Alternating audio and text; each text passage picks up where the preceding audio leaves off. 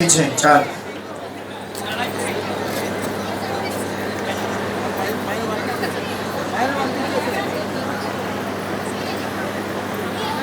జై శ్రీమన్నారాయణ గోవింద.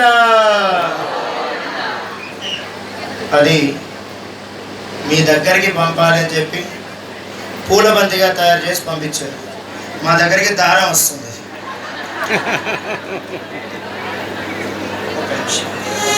ఒక్క నిమిషం అది ఇచ్చాను. అయితే ఈ బంతి ఆట దేవుడు అమ్మవారు ఆడుకునేటప్పుడు కొబ్బరికాయలతో ఆడుకునేవారు. నిజంగా ఈ శ్రీకాళహస్తి వస్తుంది కదా అని చెప్పి పూల బంతి తయారు చేశారు, కానీ వాళ్ళు కొబ్బరి బంతి ఇలా కింద దూసుకుంటూ ఆడుకునేవారు. ఫస్ట్ బ్రహ్మోత్సవం కానీ పర్లేదు, వచ్చేసారి బ్రహ్మోత్సవం పూలతో పాడుగా అలా పంపిస్తే అలా వచ్చాయా సరే, లేదంటే వాళ్ళు ఆడుకునే పంతులే విసిరేస్తారు. ఏమంటారు? పూలబంతిలానే చూసుకోవాలి.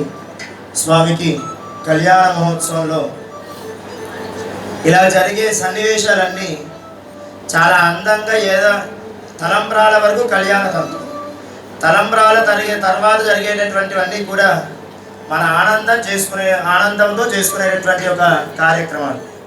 దానిలో